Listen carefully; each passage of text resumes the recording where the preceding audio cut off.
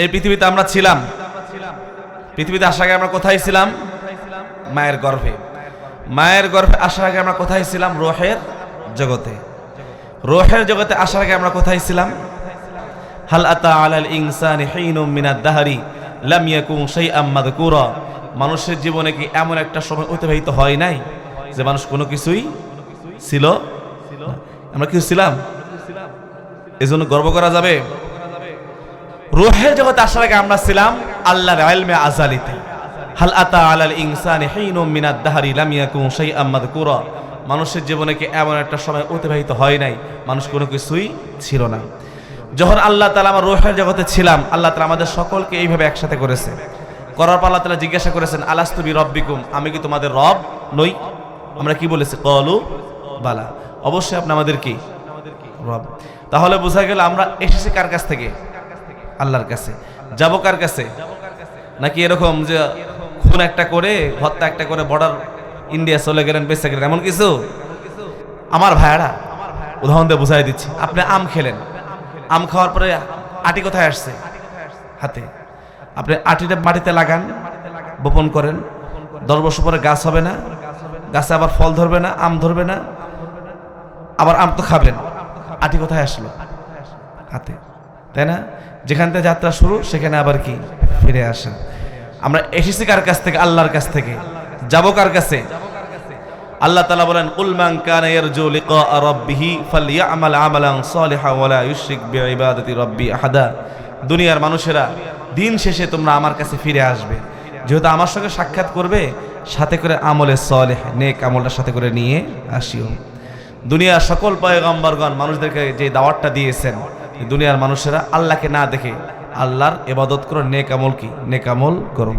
সম্পূর্ণ কোরআন শরীফ এর মূল কথা এটাই, দুনিয়ার মানুষেরা তোমরা কি করো? পাপ কাজ ছেড়ে দাও, নেক আমল করো।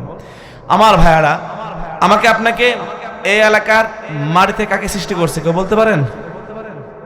পারেন না। মক্কা মদিনার মাটি। দোয়া করবেন যেন আল্লাহ তাআলা আমাদেরকে মক্কা মদিনার মাটি থেকে সৃষ্টি করে, তাহলে নবীর সঙ্গে হাসর হবে। আমাকে আপনাকে কোন এলাকার মাটি থেকে সৃষ্টি করেছে কেউ বলতে পারবেন? খবর নাই না? যেখানে যার কবর ঠিক সেখানকার মাটি থেকে তাকে সৃষ্টি করা হয়েছে। সুবহানাল্লাহ বলবেন না? এই জন্য আমরা কি বলি? মিনহা খালাকনাকুম, এই কবরের মাটি থেকে তোমাকে সৃষ্টি করা হয়েছে। যেখান থেকে তোমার সৃষ্টি, অফিয়া নুঈদুকুম, আবার সেখানে তোমাকে দাফন করা হলো। এর সপক্ষে হাদিস পাওয়া যায়, নবীজি বলেন, যদি কোনো এলাকায় কোনো মানুষের মৃত্যু লেখা থাকে, আল্লাহ তার প্রয়োজন সৃষ্টি করবে, সেই প্রয়োজনে সে সেখানে যাবে, সেখানে গিয়ে তার মৃত্যু হবে। ওই হাদিস, এটা ছেলে ছিল না, তার বাড়ি বরিশাল, কবর হয়েছে কোথায়? ঢাকায়। এটা কি হবে?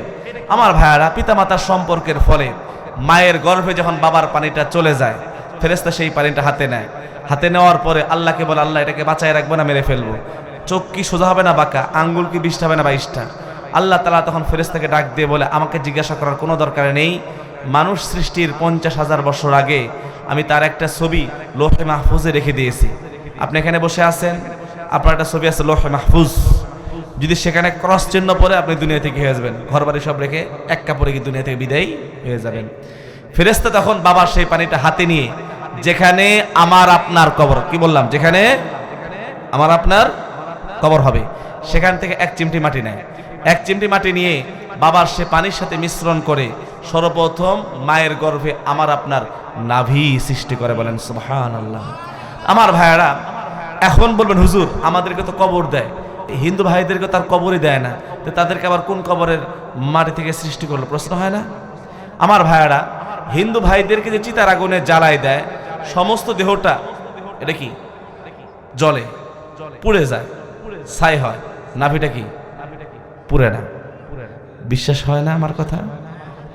ঠাকুরকে জিজ্ঞাসা করে যে নাভি পুড়ে কিনা।